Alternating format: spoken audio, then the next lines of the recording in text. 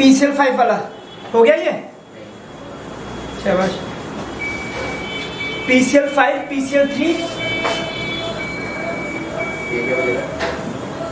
बम।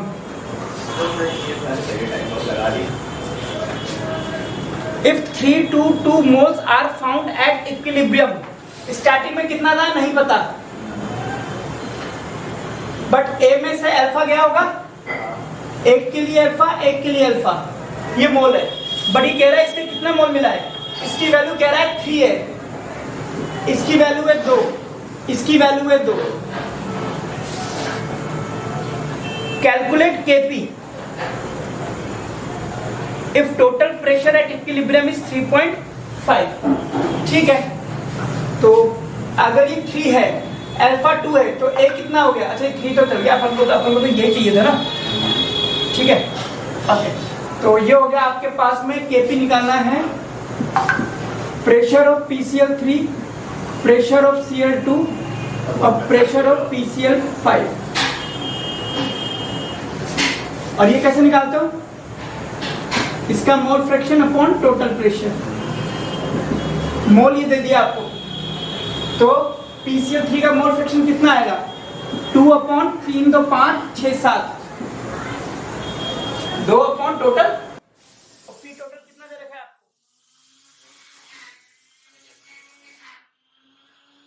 3.5।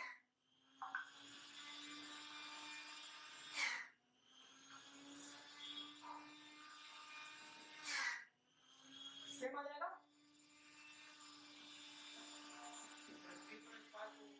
Total pressure दे रखा है ना क्वेश्चन में भाई, x क्या होता है?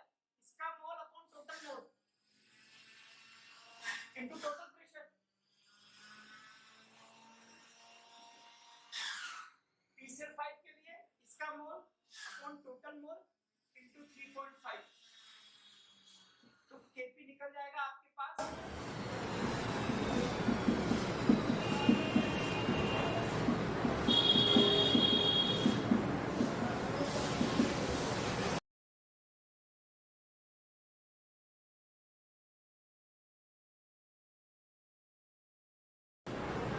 सात बटे 2 7 का। हाँ ये 1 आ गया। हाँ तो 1 लग दे, कोई दिक्कत थोड़ा ना इसमें। ये 1 आ गया तो ऊपर 1 लिख दे, खत्म कर। एक्सप्लोर करेगा ना, लेकिन इसको भी डाल दीजिएगा, वो तो लिखना पड़ेगा। और ये आपके पास आ जाएगा 0.6। मैच करना आंसर। चलिए अगला, इफेक्ट ऑफ टेम्परेचर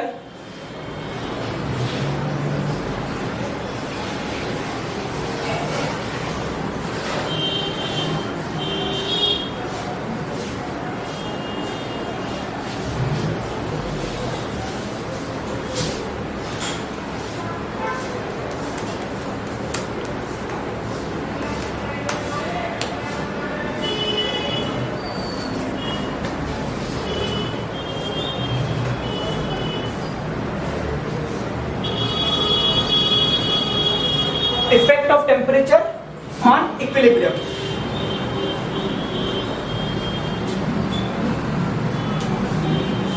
स्कूल में ये चीज नहीं पढ़ाई जाएगी, बट इसके रिजल्ट पढ़ाए जाते हैं। तो मैं आपको इक्वेशन लिखवा देता हूं। व्हाट ऑफ इक्वेशन बोलते हैं इसको?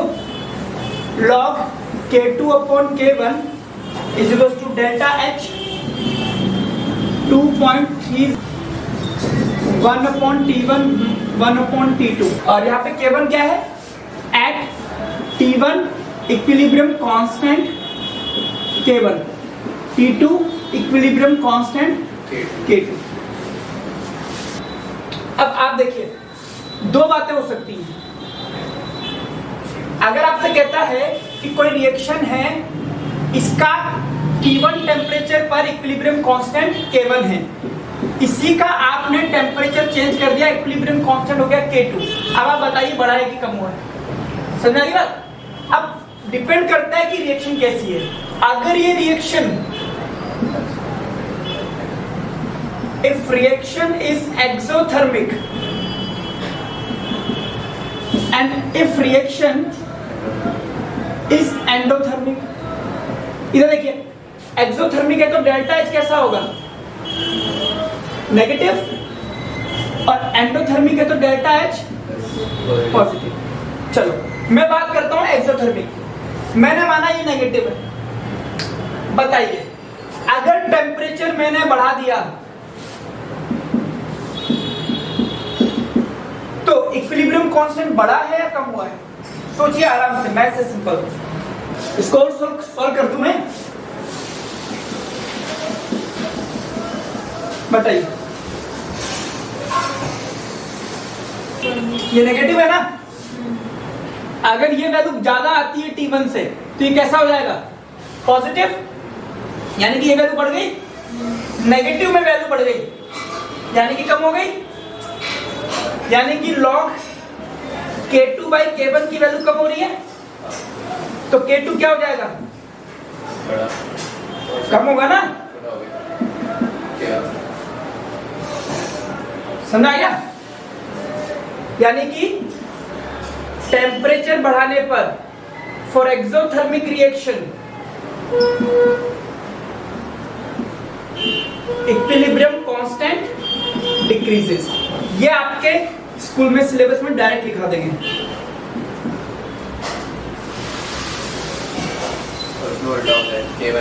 अब अगर ये पॉजिटिव हो गया और T2 बढ़ा दिया है आपने, T2 बढ़ा दिया, ये आपका पॉजिटिव है, तो ये वैल्यू बढ़ गई, यानी कि ये वैल्यू 1 से ज्यादा आएगी, यानी कि K2 is greater than K1। यानी कि for endothermic reaction equilibrium constant increases with increase in temperature.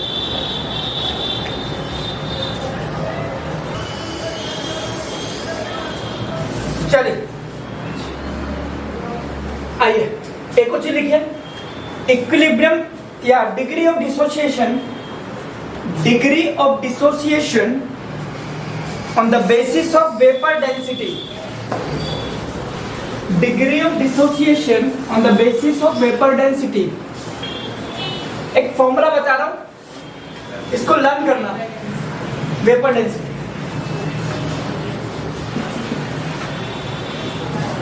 Molecular mass is equal to 2 into vapour density. अगर आपको वेपर डेंसिटी दे दे और मॉलिक्यूलर मास निकालना पड़ जाए तो उसको 2 से मल्टीप्लाई कर देना, और वेपर डेंसिटी क्या होगा? Molecular mass by 2।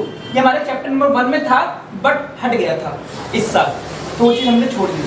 बाकी ये लिखिए, ये फॉर्मूला लर्न कीजिए पहले आप, फिर आगे बढ़ाते हैं।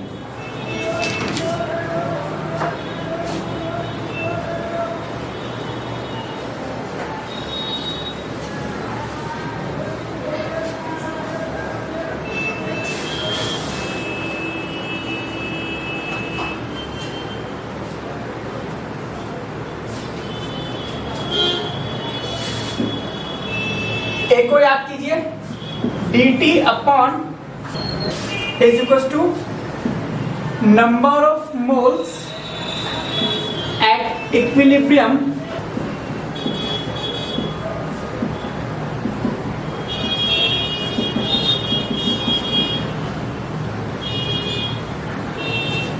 ये दो चीजें आपको याद करनी। अभी dt क्या है? लिखे dt के लिए, वेपर डेंसिटी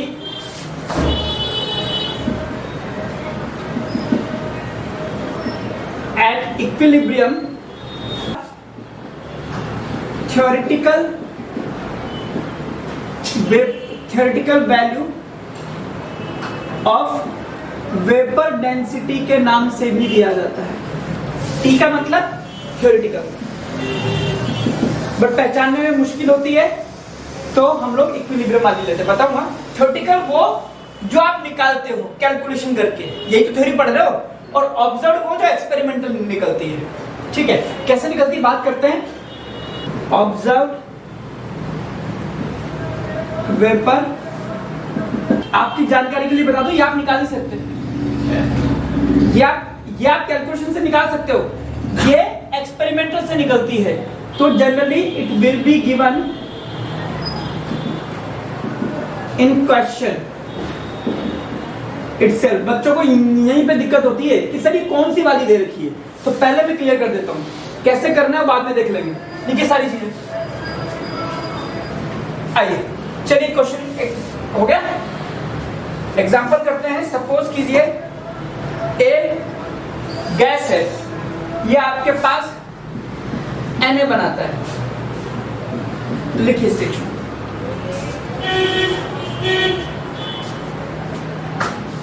और 1 0, 1 में से अल्फा गया तो यहां पर n अल्फा बन गया। dt अपॉन do, dt किसके बराबर है? Number of moles at equilibrium. तो इक्विलिब्रियम में कितने मोल है? ये रहे 1 minus alpha plus n alpha upon number of moles taken initially. आपने कितने लिए? 1। देखिए सॉल्व कीजिए और अल्फा निकालिए। dt minus D nought upon D note n minus 1 है ना।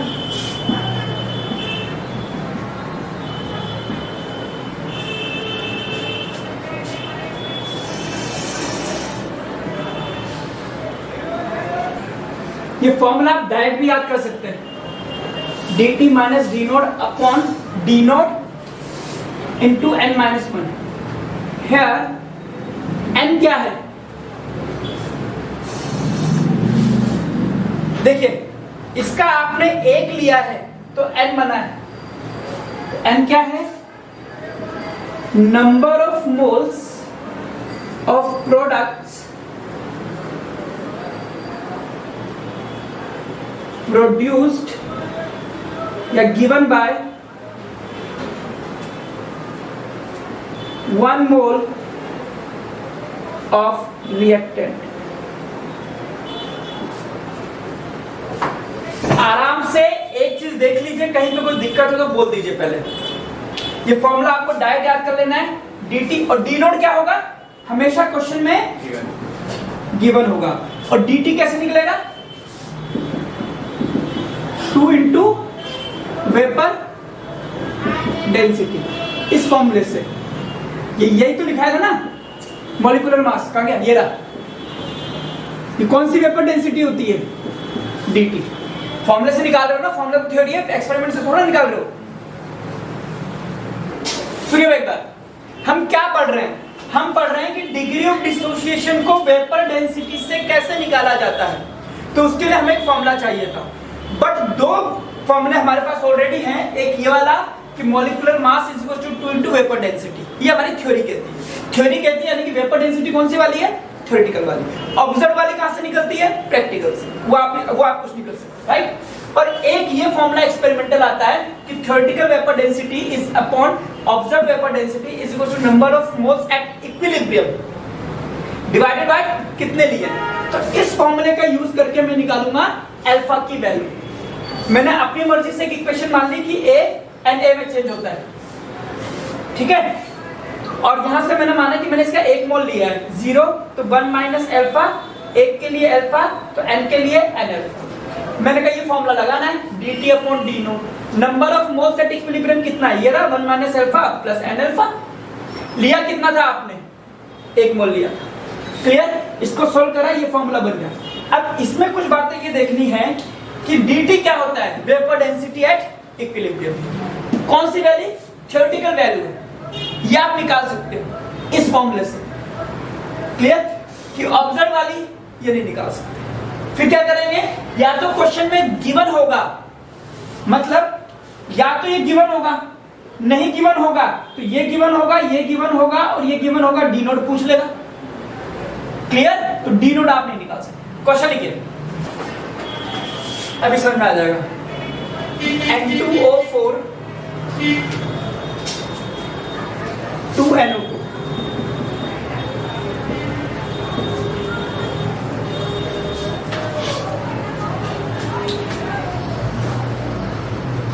देखिए इसमें वेपर डेंसिटी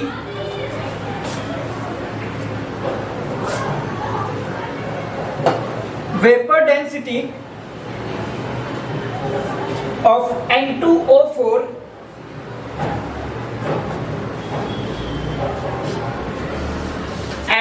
400 Kelvin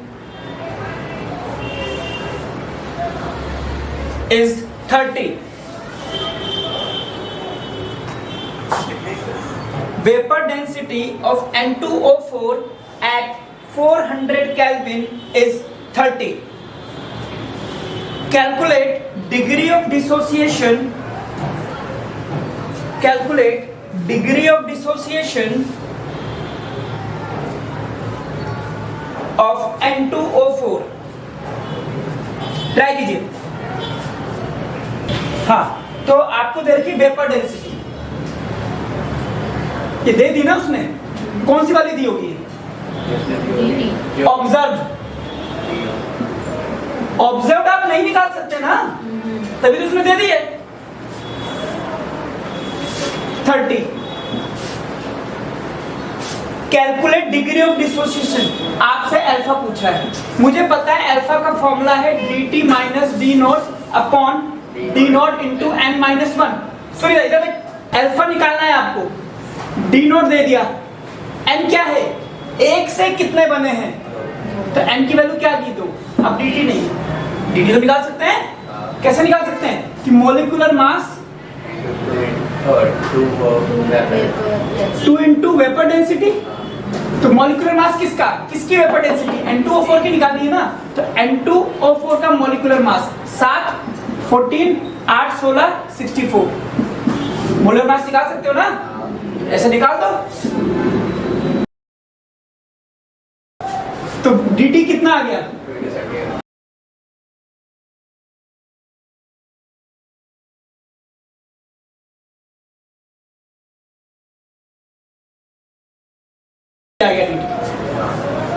अब क्या करना है, 46 माइनस 30, 32 माइनस 1 क्या जाएगा, अल्फा आपके पास 0.533, अल्फा आ गया 53.33%। क्वेश्चन लिखिए,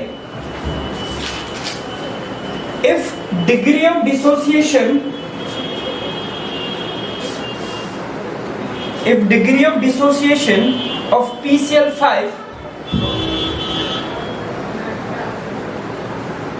is 80%, calculate vapor density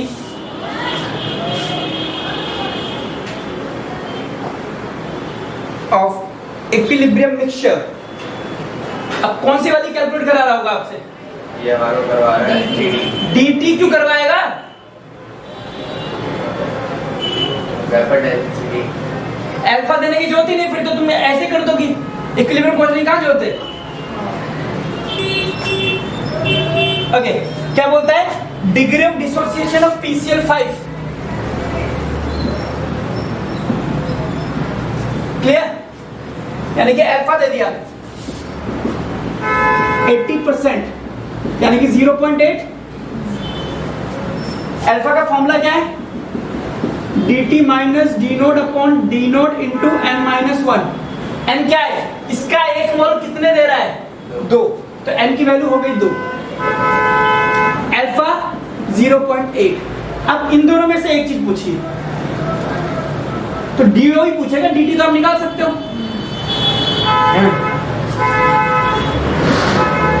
PCl5 के लिए molar mass 2 into dt, molar mass phosphorus 15 होता है, 30, 31 होता है इसका,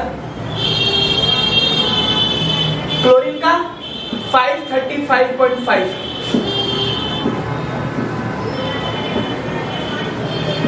कितना आ रहा है ये,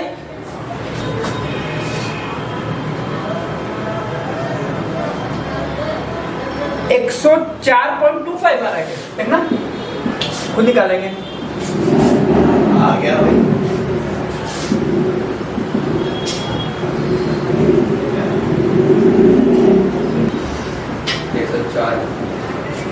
मतलब क्या बच्चा है, डी नोट निकाल दो कैलकुलेशन करके,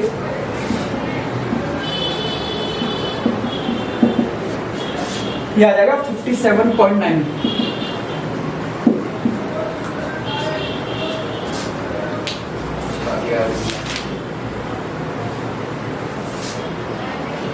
एक और करो। हाँ कोई बात नहीं, थोड़ा लेट सही है आज।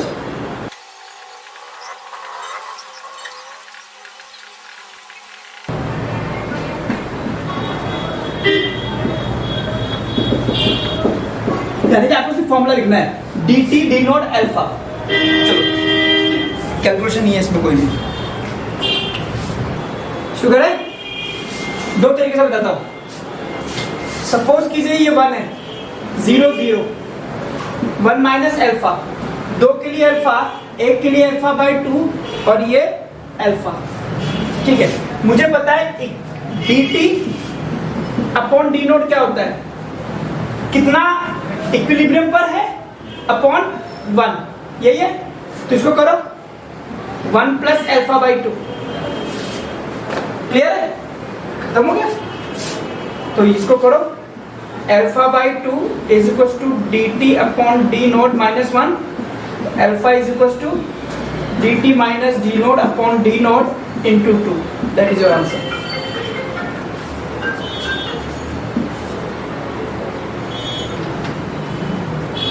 चलिए मैं इसको और तरीके से भी करा सकता हूं। हमने क्या पढ़ा है, alpha is equal to D T minus D nought upon D nought into N minus 1। N क्या होता है, एक मोल से कितने बनते हैं, यहां 2 से कितने बन रहे हैं, 3, तो 1 से कितना बनेगा 3/2। ये आ गया मेरे पास एन।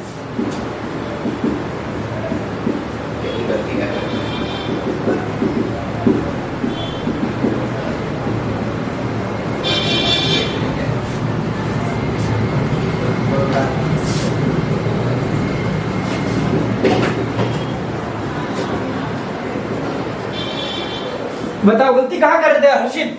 मैंने यहाँ कर रहा था 3/2 वो मैंने 2 - 3 ले रहा था। मैंने 3 मार्क किया। हाँ वही